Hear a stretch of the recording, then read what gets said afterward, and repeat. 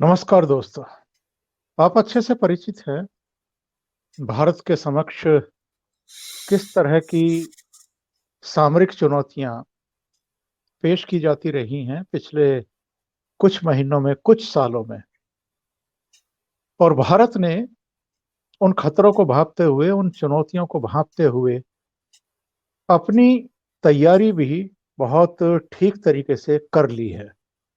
चाहे वायुसेना को जंगी जहाज देने की बात हो, चाहे नई पनडुब्बियां खरीदने की बात हो, या अपनी थल सेना को हर तरह के अस्त्र शस्त्रों से लैस करने की बात हो।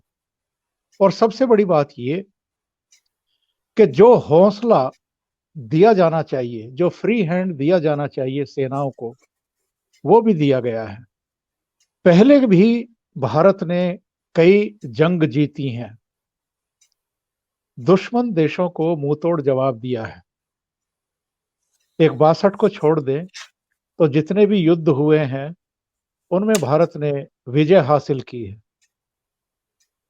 पिछले 8 महीने से चीन की तरफ से जो हरकत की जा रही है पूर्वी लद्दाख में, और पश्चिमी सीमा पर भी सीज फायर का जिस तरीके से उल्लंघन करके भारत की भारत का जो संयम है उसको एक तरीके से भंग करने की कोशिशें होती हैं। कारण अलग अलग होते हैं, अलग अलग समय पर। कभी पाकिस्तान के अंदरूनी हालात उन्हें ऐसा करने के लिए मजबूर करते हैं, तो कभी कुछ दूसरे कारण होते हैं। कभी आतंकवादियों को घुसपैठ कराने की कोशिश होती है। दो तरफा चुनौतियां, और भारत और भारतीय सेना इसके लिए पूरी तरीके से तैयार। डिफेंस मिनिस्टर राजनाथ सिंह से एएनआई एजेंसी ने एक इंटरव्यू किया है जो करीब करीब सभी मीडिया हाउसेज ने चलाया है। राजनाथ सिंह से यह सवाल पूछा गया था खास तौर से चीन के बारे में, पाकिस्तान के बारे में भी, कि जिस तरह की चुनौतियां पेश की जा रही हैं उनमें आपका क्या कहना है और हमारी तैयारियां कैसी हैं। तो राजनाथ सिंह ने बहुत स्पष्ट शब्दों में ये कहा कि अगर कोई देश हमारी संप्रभुता को चुनौती देने की कोशिश करेगा तो उसे हम मुंह तोड़ जवाब देंगे। किस तरह की हमारी तैयारियां हैं और राजनाथ सिंह से जो बातें हुई हैं उस पर भी हम चर्चा करेंगे।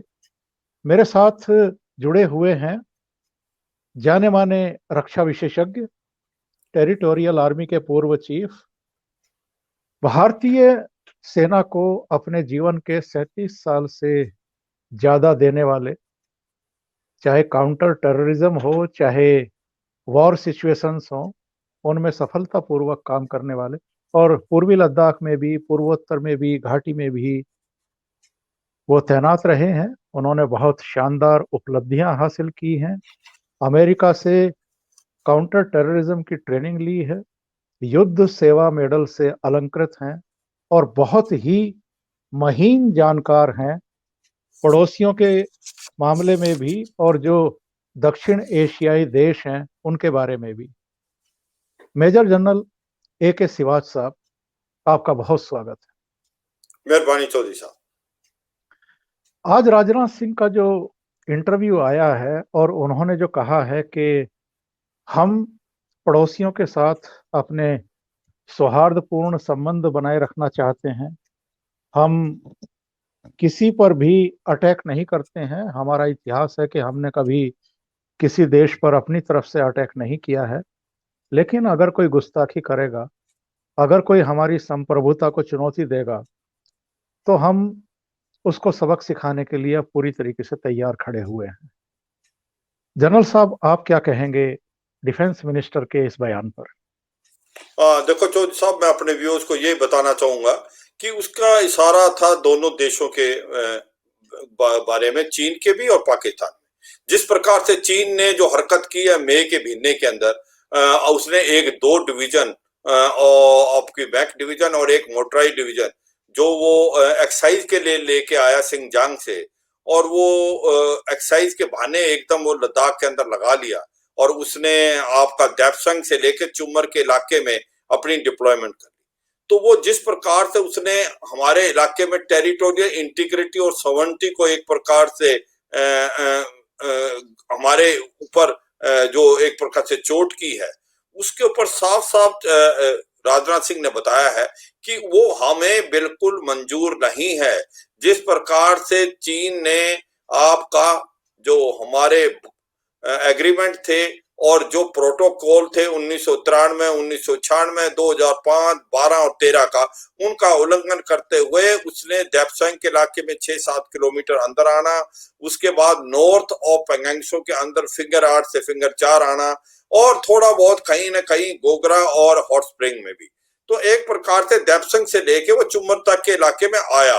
तो इसको एक साफ सुथरा संदेश भेजा चीन को कि ये जो एक्सपेनिज्म की आपकी जो हैबिट है, ये जो आप हमारी यूनिलैटरली आप एलएसी को चेंज करना चाहते हैं, वो आपकी मनमानी भारत नहीं होने देगा। और इसका हमने एक सीधा सा उदाहरण चीन को दे दिया कि हमने 29-30 अगस्त को जो काम किया उससे हमने पलटा बदल दिया। जब हमने कैलाश रेंज को ऑक्यूपाई कर लिया और उसको पता भी नहीं चला, और उसके अंदर मगर हिल, गोरंग हिल, रिचिंगला और आपका स्पांगुर गैप, हुआ क्या कि अभी पूरा का पूरा चशुर मोल्दो बाउल भारत के कब्जे में है और भारत इसको बिल्कुल डोमिनेट करता है। और जो स्पांगुर गैप जहां से चीन की फौज आई थी 1962 में, वो अभी हमारे फायर एंड ऑब्जर्वेशन में। तो अभी रिजल्ट क्या है, भारत वहां से चीन की तरफ जा सकता है, चीन भारत की तरफ स्पांगुर गैप से नहीं आ सकता। तो एक प्रकार से बिल्कुल पलटा बदल दिया भारत ने चीन के अगेंस्ट। तो ये एक बात बताई है चीन को कि अगर आप अपनी स्थिति जो है 2020 की जो मई की तक वापस नहीं जाएंगे तो भारत पीछे नहीं हटने वाला। भारत डिप्लॉयड है, भारत अपनी जो मजबूती और मजबूत करता जा रहा है आपकी डिफेंस से। तो ये एक साफ सुथरा मैसेज था चीन को, और इसी प्रकार से उसने मैसेज भेजा पाकिस्तान को कि अगर आप क्रॉस बॉर्डर टेररिज्म करते रहेंगे, भारत के अंदर आतंकवादी भेजने की कोशिश करते रहेंगे, तो भारत इसको लाइटली नहीं लेगा। भारत पहले तो आतंकवादियों को मार गिराएगा, और अभी भारत वेट नहीं करने वाला। जिस प्रकार से सर्जिकल स्ट्राइक हमने की है, भारत आपके घुस के अंदर मारेगा। तो ये एक नया न्यू जो एक फॉर्मेट अपना लिया पाकिस्तान के साथ कि अब भारत जो है प्रोएक्टिव स्ट्रेटेजी से आएगा, जो कि है आपकी ऑफेंसिव डिफेंस। और ये भी पाकिस्तान को समझ आ गया है कि भारत के अंदर क्षमता है कि पाकिस्तान के अंदर भारत उसके जो कैंप हैं और उसके लॉन्च पैड उनको बर्बाद। तो दोनों को एक साफ सुथरा मैसेज था चीन और पाकिस्तान को, या तो आप मान जाओ, नहीं तो भारत के अंदर क्षमता है आपको बनाने की। अब ये बदला हुआ भारत है, ये 1965 का भारत या 1962 का भारत नहीं है, ये 2020 का भारत है। तो ये जो मुझे लगता है पूरा चीन और पाकिस्तान को एक मैसेज था, और मुझे लगता है ये मैसेज बहुत क्लियरली इन दोनों देशों के पास गया है। राजनाथ सिंह जी ने यह भी कहा है कि हमारी डिप्लोमेटिक और मिलिट्री लेवल पर बातचीत चल रही है, हालांकि यथास्थिति है और कोई कामयाबी हासिल नहीं हुई है, किसी नतीजे पर अभी नहीं पहुंचे हैं। उन्होंने ये भी कहा है कि अगले दौर की बातचीत भी जल्दी हो सकती है, लेकिन हम अपनी सैन्य शक्ति को नहीं घटा सकते ऐसी स्थिति में। एक और महत्वपूर्ण बात उन्होंने कही है, उन्होंने कहा है कि मछली की आंख की तरह हमारी नजर जो है टारगेट पर है, ये हमारे पड़ोसी अच्छे तरीके से समझ लें। और तीसरी बात उन्होंने ये कही है कि चीन अगर अपनी तरफ इंफ्रास्ट्रक्चर डेवलप कर रहा है तो भारत भी पीछे नहीं रहेगा। तो ये एक तरीके से चीन के कान में डिफेंस मिनिस्टर ने डाल दिया है कि जब आप इंफ्रास्ट्रक्चर डेवलपमेंट कर रहे थे, भारत ने कभी ऐतराज नहीं किया, लेकिन अगर हम अब अपना बुनियादी ढांचा मजबूत कर रहे हैं, एयर स्ट्रिप बना रहे हैं, सड़कें बना रहे हैं, अप्रोच हम ठीक कर रहे हैं, अग्रिम मोर्चों पर हमारी सेनाएं कम से कम समय पर पहुंचने में कामयाब रहें, ये व्यवस्था कर रहे हैं, तो आपको परेशानी क्यों हो रही है? और आप अगर इनमें रोड़ा बनने की कोशिश करेंगे तो अब भारत ये चीजें बर्दाश्त नहीं करेगा। हाँ, बिल्कुल ठीक बोला चौधरी साहब। पहली बात तो ये एक बड़ी सच्चाई है कि कहीं ना कहीं भारत का जो सोच विचार था वो थोड़ा सा गलत था। हमने हरदम सोचा कि भारत और चीन के पास युद्ध नहीं हो सकता, क्योंकि भारत और चीन के इकोनॉमिक रिलेशन बहुत है। देखो, भारत और एक का कम से कम $75 बिलियन का ट्रेड है, और जिसमें से हमारा $50 बिलियन वो एक्सपोर्ट करता है और हम 25 ही करते हैं, और हमारा ट्रेड डेफिसिट भी है। हमारा यह था कि भारत इतनी बड़ी मार्केट देता चीन को कि चीन इतनी कोई बेवकूफी नहीं करेगा कि एक प्रकार से लड़ाई करेगा, और इसलिए भारत ने कहीं ना कहीं खामी छोड़ी। अपना जो इंफ्रास्ट्रक्चर डेवलप था नॉर्दर्न बॉर्डर पे, जो आपका लद्दाख से लेके अरुणाचल था, वो किया, मगर वो लास्ट 5-7 साल में किया है। उससे पहले हम बहुत धीरे थे, और इस समय चीन ने अपना इंफ्रास्ट्रक्चर डेवलप कर लिया तिब्बत ऑटोनमस रीजन में, और ये सच्चाई है। उसने लॉन्च अपने जो है एक प्रकार से हेलीपैड भी बना लिए, एयरफील्ड भी बना ली, रोड बना ली, रेलवे लाइन बना ली, और कहीं ना कहीं अपने जो है डिफेंसेस बना ली एलएसी के बहुत क्लोज। भारत ने उसके ऊपर ना कभी इतराज किया, और ना भारत ने अपनी तरफ इतना ध्यान दिया। मगर देर आए दुरुस्त आए, ये बात अभी हमको समझ आ गई है। डोकलम ने ट्रेलर दिखाया था, और अभी ईस्टर्न लद्दाख ने ये दिखा दिया कि चीन के ऊपर भरोसा करना खतरे से खाली नहीं है, और आपको ये सोचो कि चीन के साथ लड़ाई नहीं होगी, ये सबसे बड़ी मूर्खता है। भारत को हर स्थिति के लिए चीन से तैयार रहना चाहिए। इसी को मद्देनजर रखते हुए अभी हमारी डेवलपमेंट बहुत तगड़ी हो रही, और लगता ऐसा है अगले 5-6 साल के अंदर हमारा जो है रोड बनाने का, रेलवे ट्रैक बनाने का, लॉजिस्टिक बिल्डअप, कैपेसिटी बिल्डिंग और इंफ्रास्ट्रक्चर डेवलपमेंट करीब करीब चीन जैसा हो जाएगा। आपका पूरा लद्दाख से लेके अरुणाचल तक अगले 5 से 10 साल में। तो ये सच्चाई है, ये अच्छा है कि हमारी आंखें खुल गई। अब जो दूसरी बात है कि अब जब हम बना रहे थे दरबुक शोक दौलत बेग ओल्ड रोडी, और हमारे वहां से फीडर रोड जा रहे थे एलएसी में, तो चीन ने इसके ऊपर उंगली उठानी स्टार्ट की। हमने तो उनको कभी नहीं बोला जब वो बना रहे थे। तो ये बात सच्चाई है, ये हमें पहले कर लेना चाहिए था। अभी हम बहुत अच्छी अच्छी रोडें बना रहे हैं। हमने जो दौलत बेग ओल्डी को एक और रोड बनाई है जो कि छुपाओ में है, जिस प्रकार से वो जाती है आपकी मोरगो से जाएगी ससोमा, सेसरला, मोरगो, और उसके बाद दौलत बेग ओल्डी। तो हम रोड इंफ्रास्ट्रक्चर डेवलपमेंट कर रहे हैं, और जल्दी ही हम 10 साल के अंदर काफी उसके करीब करीब ऐसे हो जाएंगे।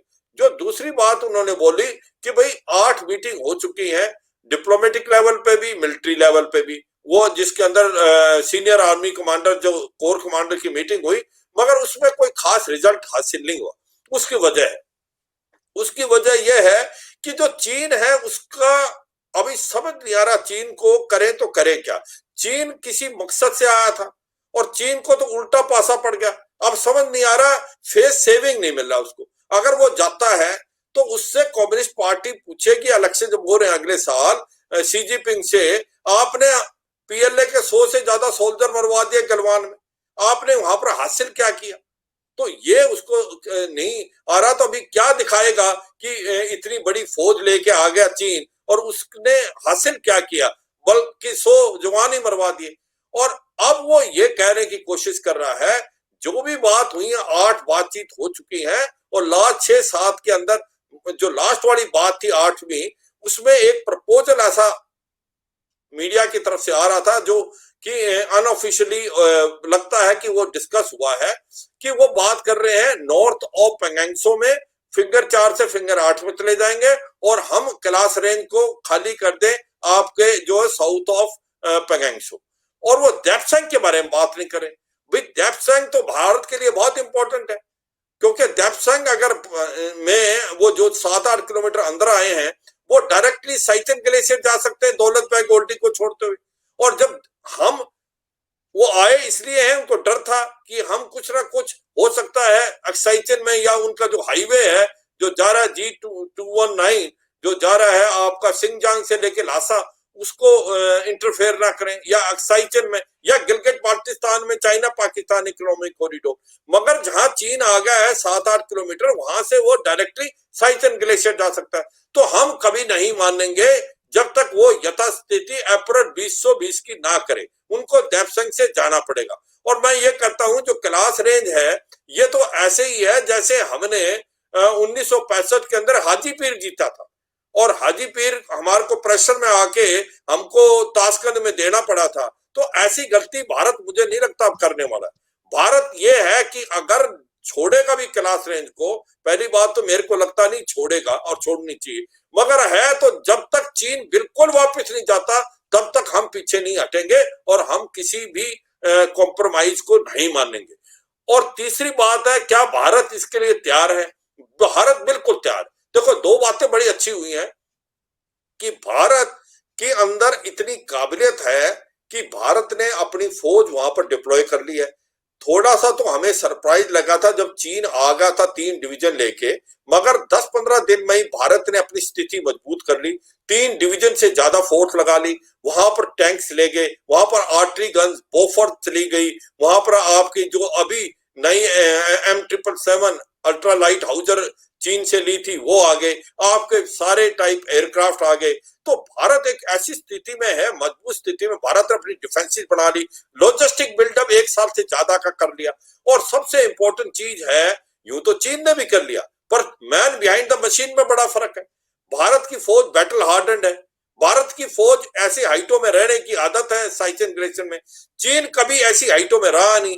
चीन कॉन्स्पिरेशन आर्मी है। चीन की जो फौज है वो कम्युनिस्ट पार्टी के लिए लड़ती है, देश के लिए नहीं लड़ती।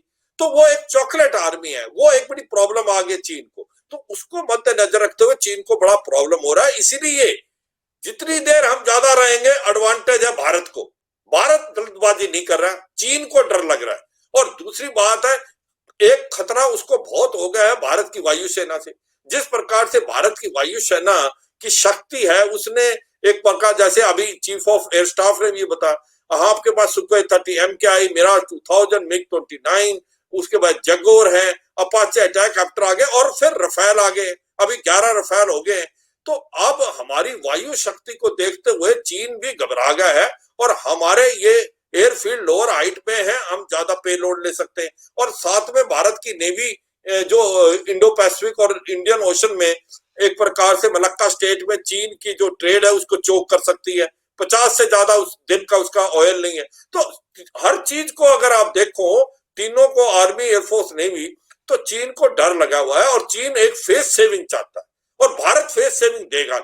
भारत को एक ही है शर्त कि आप यथास्थिति अप्रैल 2020 की करें, नहीं तो भारत किसी भी सिचुएशन को कहीं तक जाने के लिए तैयार। और जिस प्रकार से भारत ने 29-30 अगस्त को एक प्रकार से जाके क्लास रेंज को ऑक्यूपाई कर लिया, तो चीन को समझ आ गई है कि ये बदला हुआ भारत है, ये किसी हद तक जा सकता है। तो एक बड़ी अच्छी बात है, और मुझे लगता है जितनी देर भारत वहां रहेगा, भारत के अंदर काबिलियत है, बैटल हार्डेंड है, ये चीन के लिए मुश्किल पड़ने वाली है आने वाले समय। चीन अभी तक जो उसका सो कॉल्ड चौथी 5वीं जनरेशन का विमान था J-20, उस पर शेखी बघारता रहता था। लेकिन जब से राफेल आया है भारत के पास में, तब से पूरी तरीके से बैकफुट पर चला गया है। हाँ बिल्कुल, देखो ऐसा है कि वो J-20 की बड़ी बड़ी बातें मारता था, डेंग हाँकता था कि ये स्टेल्थ एयरक्राफ्ट है। और प्रॉब्लम उसकी ये है कि वो जहाज एक प्रकार से वार, उसने लड़ाई में हिस्सा नहीं लिया, टाइम टेस्टेड नहीं है। और सुनने में यह आया वो स्टेल्थ एयरक्राफ्ट ने उसको रडार जो है साउथ चाइना सी के अंदर उसको पकड़ पाए, और वहां वो उसको यूज करने के में भी घबरा रहा है, कहीं अमेरिका उसको गिरा ना दे।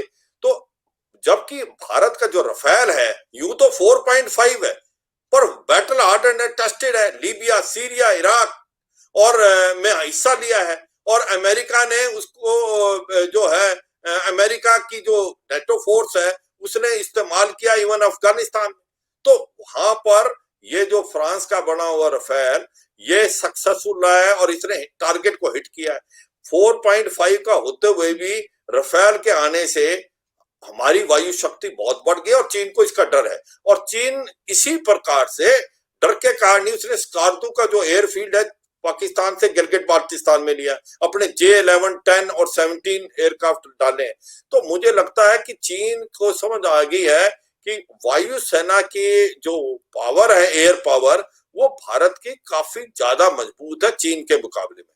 चीन के जो आपके जितने भी एयरक्राफ्ट है वो टाइम टेस्ट नहीं है, कोई लड़ाई में हिस्सा नहीं लिया है, और वो हमारी भारत की वायुसेना के आगे टिक नहीं पाएंगे। एक टाइम में अभी बातचीत आ रही है कि चीन के पास ड्रोन बहुत हो गए हैं, और जिस प्रकार से अजरबैजान ने आर्मेनिया को हराया वो ड्रोन से, वो टर्की के इजराइल के ड्रोन थे। क्या ऐसा तो नहीं होगा कि अगर चीन के पास ज्यादा ड्रोन्स हैं और जो लेटेस्ट ड्रोन्स हैं जो बढ़ा रहा है ये, उससे कोई फर्क पड़ेगा? मैकेनाइज्ड वारफेयर है लद्दाख के अंदर, जिस प्रकार से बड़ी बड़ी वैली है, जहां वहां मैं चीफ ऑफ स्टाफ था 2 साल, तो वहां टैंक चल सकते हैं, तो उसके आगे क्या ड्रोन तो इतना सक्सेसफुल नहीं है चीन का। मगर हमने बताया है कि हमारे पास एंटी ड्रोन स्ट्रेटेजी है, हम ड्रोन को बर्बाद करने की काबिलियत रखते हैं। हम एक प्रकार से ड्रोन वहां सक्सेसफुल होते हैं जहां पर आपकी वायु शक्ति नहीं है। अगर हमारे पास एयर स्पेरिटी है और हम पूरे एयर स्पेरिटी मेंटेन करते हैं अपने एयर में, तो ड्रोन तो चल नहीं सकते वहां। तो ये बात कहना कि चीन ड्रोन से इस्तेमाल करेगा तो वो गलत है, क्योंकि भारत के अंदर क्षमता है उन ड्रोनों को गिराने की, और वो ड्रोनों के एनवायरनमेंट नहीं देंगे। और भारत, मुझे लगता है जिस प्रकार से मैकेनाइज्ड ऑपरेशन के अंदर भी अपने आधुनिक टैंक्स को उतारा है, T-90, T-72, और चीन के जो टैंक है वो हल्के हैं और चीन को डर है। तो मुझे लगता है कि हर हालात को देखते हुए चीन ने कभी ये सोचा नहीं था कि भारत इतना मजबूत, भारत ऐसा जवाब देगा, और चीन ने ये बहुत बड़ी गलती कर दी। ये लगता है चीन की मिस एडवेंचर होगी। अब उसको समझ नहीं आ रहा कि कैसे वो बच के निकले यहां से। और भारत जो है बिल्कुल मजबूत स्थिति में है। भारत वो जब तक चीन वापस अप्रैल 2020 की स्थिति में नहीं जाएगा, भारत किसी चीज के लिए मानने को तैयार नहीं। 5 अगस्त 2019 कश्मीर में बड़े बदलाव। कश्मीर से 370-35 से हटाया गया, उसे पूरी तरीके से भारत में अंगीकार किया गया। एक बड़ी समस्या का अंत कर दिया मौजूदा गवर्नमेंट ने, और उसके बाद से चीन भी परेशान हो गया और वो तलाश कर रहा था कोई ऐसा बहाना कि भारत को परेशान किया जाए। उसको ये भी डर था कि अगला नंबर पीओके का, गिलगिट का, बाल्टिस्तान का और अल्टीमेटली सियाचिन का ना आ जाए। और दौलत बेग ओल्डी तक जो सड़क बन रही है उसके बाद भारत और आगे ना बढ़ जाए। जनरल साहब, पाकिस्तान को भी टूल के रूप में इस्तेमाल किया है चीन ने समय समय पर, लेकिन अभी जो जम्मू कश्मीर में डीडीसी के चुनाव हुए हैं और 3 स्तरीय चुनाव साल भर के भीतर संपन्न कराए हैं वहां की गवर्नमेंट ने, उपराज्यपाल के नेतृत्व में जो शासन प्रशासन है उसने, और बहुत शांतिपूर्ण तरीके से 3 स्तरीय चुनाव संपन्न हुए हैं। ये एक बड़ी कामयाबी है हमारी फोर्सेस की भी, हमारी गवर्नमेंट की भी, और सबसे बड़ी कामयाबी है जम्मू कश्मीर की जनता की, जिन्होंने आतंकवाद को, अलगाववाद को और तमाम तरह के षड्यंत्रों को एक तरीके से नकार दिया है और डेमोक्रेसी को अपना लिया है। और यही बात आज राजनाथ सिंह ने कही है पाकिस्तान की साजिश के बारे में भी पूछने पर, और जम्मू कश्मीर में जो हाल में ये तीसरे स्तर के चुनाव हुए हैं इसको लेकर के भी। बिल्कुल ठीक बोला। देखो चौधरी साहब, जब ये आर्टिकल 370 और 35A को एब्रोगेट किया था, तो पाकिस्तान से आवाज आ रही थी कि कश्मीर घाटी के अंदर अभी खून बहेगा, लोग सड़कों पे आएंगे, मगर ऐसा कुछ नहीं हुआ। और हुआ क्या? शांति आई, डेवलपमेंट की तरफ जा रहा है जम्मू और कश्मीर। 3 इलेक्शन हुए, पहले पंचायत इलेक्शन हुए, फिर अर्बन बॉडी के हुए, अभी डिस्ट्रिक्ट डेवलपमेंट काउंसिल के हुए, और तीनों इतने सक्सेसफुल, एक से एक बढ़ के। और जैसे अभी डिस्ट्रिक्ट डेवलपमेंट काउंसिल का इलेक्शन हुआ है, वो तो काबिले तारीफ है। वो एक प्रकार से श्रेय जाता है जम्मू और कश्मीर के लोगों को, जिस प्रकार से उन्होंने अपना डेमोक्रेसी के अंदर हिस्सा लिया। ये विजय है डेमोक्रेसी की, ये विजय है कि देखो जम्मू और कश्मीर जो कि भारत की एक स्टेट थी, अब बिल्कुल मिल गई है, और जितने भी एडवांटेज बाकी स्टेट को थे 7th पे कमीशन के, और पहली बार है वो रिफ्यूजी जो कि वेस्टर्न पाकिस्तान से आए थे उन्होंने भी वोट डाली है। वाल्मीकि जो कि 50 साल से वहां रह रहे थे, जिसको आज आज तक वहां का सिटीजन नहीं माना था, उनको भी आज श्रेय मिल गया है वोट डालने का। तो एक प्रकार से डेमोक्रेसी की जीत है, और जिस प्रकार से ये इलेक्शन सक्सेसफुल हुए हैं और ग्रास रूट लेवल पे डेमोक्रेसी आ रही है, ये एक बड़ी अच्छी बात हो रही है। एनआईए ने हुर्रियत को चोक कर दिया है, पूरे के पूरे जो आपकी आ रही थी पैसे आ रहे थे आईएसआई के द्वारा हवाला मनी, उसको एक प्रकार से बंद कर दिया है। पत्थर जो फेंकने वाला काम बंद हो गया है। रेडिकलाइजेशन जो साउथ कश्मीर में हो रहा था वो बाय एंड लार्ज कम होता जाएगा आने वाले टाइम में। वहां पर डेवलपमेंट आ रही है, इंडस्ट्री लग रही है, एम्प्लॉयमेंट की अपॉर्चुनिटी बढ़ रही है, और आज क्या हुआ है, गवर्नेंस इंप्रूव होगी। आज डीसी जो है गांव के अंदर आ रहे हैं खुद पूछने। तो ये एक बदलाव देख के तो पाकिस्तान को तो होश उनके उड़ गए कि कहीं ऐसा ना हो कि ये आग पाकिस्तान ऑक्यूपाइड कश्मीर और गिलगित बाल्टिस्तान में। वहां के लोगों को देखो सेकंड क्लास सिटीजन है, कोई इलेक्शन नहीं होते, इलेक्शन होते जो रिग्ड होते हैं। अभी गिलगित बाल्टिस्तान को प्रॉमिस बना दिया इन्होंने जबरदस्ती और इलेक्शन कराए हैं, तो पूरी ओपोजिशन बोल रही है कि भाई ये जो इलेक्शन है ये तो सिलेक्टेड वाला काम है, इसमें कोई नहीं रिगिंग हुई है। और उनको डर है कि आज ये आग जो है ये यहाँ लगेगी, क्योंकि लोगों की आवाज आने लगी है गिलगित बाल्टिस्तान और पीओके में कि हमारे को भी डेमोक्रेसी चाहिए और हम भारत से मिलना चाहते हैं। और इससे चीन डरा हुआ है। चीन का जो चाइना पाकिस्तान इकोनॉमिक कॉरिडोर जो फ्लैगशिप प्रोजेक्ट है, जो कि बेल्ट रोड इनिशिएटिव जिसको $3 ट्रिलियन पैसा खर्च किया है, उसमें से $62 बिलियन इसमें है। और अगर गिलगित बाल्टिस्तान में कुछ होता है या भारत कुछ करता है तो चीन को बहुत बड़ा धक्का लगेगा। और इसीलिए हो सकता है ये कारण में चीन आया हो जो लद्दाख में। तो चीन को भी डर है और पाकिस्तान को तो बहुत ही डर है। उसको तो कभी फिक्र थी श्रीनगर की, अभी मुजफ्फराबाद नहीं बचा पाओगे आप, क्योंकि ये नहीं कि भारत कुछ करेगा, ये लोगों की आवाज आ रही है। लोग पीओके और गिलगित बाल्टिस्तान के जब भारत की डेवलपमेंट देख रहे हैं और भारत में जिस प्रकार से डेमोक्रेसी आ रही है, वहां की आवाज आ रही है, वहां की आवाज आ रही है बलूचिस्तान से। तो ये सच्चाई है कि जिस प्रकार से आज पाकिस्तान टूटने के कगार में, फाइनेंशियली बहुत कमजोर हो गया है, तो वहां से अपने आप ही लोग आना चाहते हैं। और ऐसे में भारत किसी को, देखो भारत एक शांति प्रिय देश है, भारत किसी पे हमला नहीं करता। और जैसे उसने आज डिफेंस मिनिस्टर ने बताया, मगर अगर कोई दुश्मन देश अगर हमारे ऊपर हमला करते हैं तो हम उसको जवाब देते। उसने बोला ना, अर्जुन ने जैसे देखा था कि आग के ऊपर ही है। तो एक प्रकार से हमारा एम क्या है, हमारा एम ये है, हम शांति चाहते हैं, मगर अगर कोई हमें आंखें दिखाएगा तो हम आंखें निकाल देंगे। तो ये एक बहुत अच्छी बात बोली थी काद राजनाथ सिंह साहब। तो ये पाकिस्तान को समझना चाहिए, अगर पाकिस्तान हमारे से अच्छे रिलेशन करेगा तो फायदा उसका है, क्रॉस बॉर्डर टेररिज्म छोड़े। अगर भारत में वो आग लगाएगा तो आग उसके घर में लगेगी। और ये अभी समझना चाहिए पाकिस्तान को, जिस प्रकार से आज इसका कोई मुस्लिम वर्ल्ड में भी दोस्त नहीं है। सऊदी अरेबिया, यूएई भी कोई नहीं साथ उसके खड़ा, टर्की और चीन के अलावा कोई नहीं खड़ा। चीन एक अकेला पड़ गया है। चीन आज एक प्रकार से अमेरिका को वो आप कह रहे हो एक प्रकार से फाइट दे रहा था कि वो फर्स्ट इकोनॉमी हो जाएगी अगले 3-4 साल में, और वो इंडो पैसिफिक में भी आ रहा था। उसने भारत के साथ रिलेशन खराब करने से सब कुछ गड़बड़ कर लिया। क्या हुआ, भारत खुल के आ गया है। भारत ने 200 से ज्यादा ऐप बैन कर लिए। टिकटॉक ने $3 बिलियन का नुकसान कर दिया। भारत ने डायरेक्ट इन्वेस्टमेंट बंद कर दिए। भारत आज तिब्बत के बारे में बात करने लगा है, नहीं तो वन चाइना पॉलिसी मांगता था। भारत ताइवान को हेल्प देने की बात कर रहा है। भारत हांगकांग के बारे में बात करने लगा है। इसी को देखते हुए और बाकी देश भी आ गए, भारत क्वाड का हिस्सा बन गया। तो चीन को मिला क्या आने पे? चीन ने तो सब कुछ खो दिया। चीन को जो ख्वाब था कि मैं वो सुपर पावर बनूंगा, तो वो तो बहुत कुछ गया। और कल गलती से भारत की लड़ाई हो जाती है, भारत की और चीन की, और चीन के साथ युद्ध, चीन को भारत युद्ध करने की कोशिश करता है। हाँ, नुकसान होगा हमारा, पर चीन का बहुत बड़ा नुकसान होगा।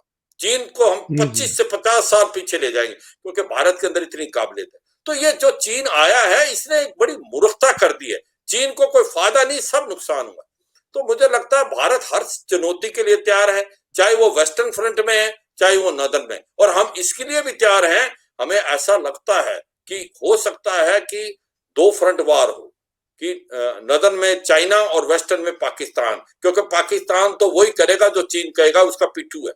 इसलिए भारत उस दोनों उसके लिए तैयार है। बहुत बहुत धन्यवाद जनरल साहब। AK श्रीवास साहब आप जुड़े, और डिफेंस मिनिस्टर राजनाथ सिंह साहब ने जो चीन के बारे में, पाकिस्तान के बारे में, भारत के समक्ष जो चुनौतियां हैं और जो तैयारियां हमारी सेना की हैं उनके बारे में बहुत स्पष्ट शब्दों में बताया है। उसकी मीमांसा करने के लिए, उसका विश्लेषण करने के लिए आपका बहुत बहुत धन्यवाद। नमस्कार। नमस्कार चौधरी साहब, जय हिंद।